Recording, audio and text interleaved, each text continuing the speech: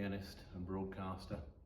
Ever since university, there's one particular composer who has really influenced me, and that is Miklos Rozsa, who was a golden age Hollywood composer, came from Europe, brought with him quite a few sort of modernist, fairly jazzy sounds, and one of the first big breakthrough tracks that he wrote in Hollywood was for Billy Wilder's Double Indemnity, which is one of the great noir films.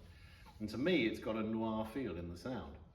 So I wrote the track Noir Blues, which uses the kind of chords that I learned from Rozsa.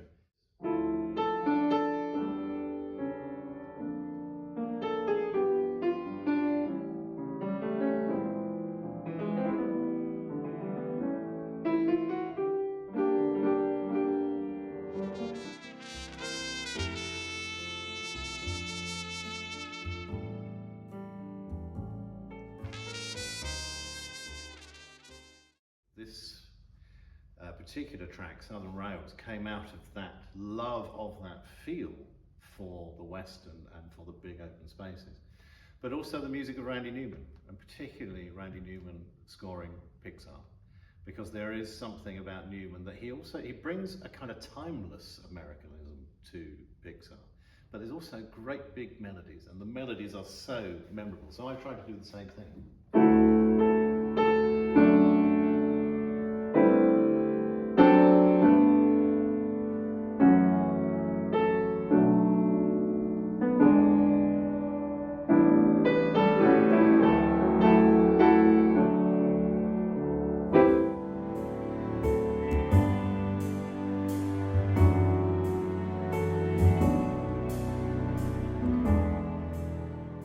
This feels to me like a kind of Bittersweet American TV series rom-com kind of thing, but yeah, quite 80s as well.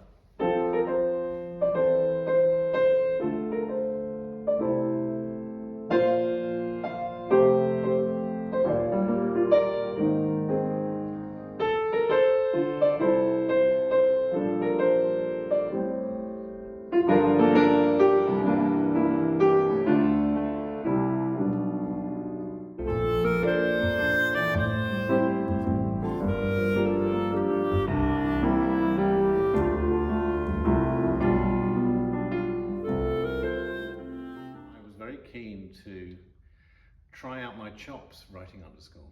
The thing about underscore is, for me anyway, it's still got to have a momentum to it, and it's still got to be listenable to in its own right, but it's not owning the scene in any way whatsoever. And I wrote a track called Picky underscore, which is really there to give a texture beneath what's happening, but you do have a tune which stands out from it.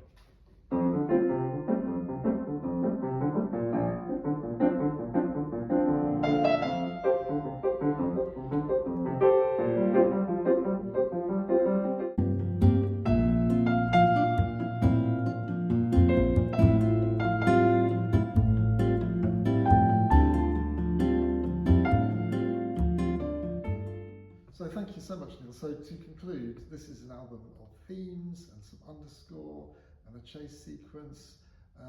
But how would you summarise the album as a whole? I think it is an old school album. It's an album that you could possibly have heard in the 1970s or 1980s, in that it takes the idea that library composers have always had, which is that you have in your head all the myriad of stuff you've ever loved, and you have a brief, in this case quite a broad brief, but what you bring to it then is as much musicality as possible, so that it is strongly interesting to listen to, has a breadth of uses, loads of places you can put it, but brings with it an old school, possibly even a Hollywood golden age feel to it. So it's quite retro, and intentionally so, in a world in which there can be so much music that comes from so many different places. This is an album which, if you like, is my love letter to that big golden age melodic, harmonic, strong, thick sound.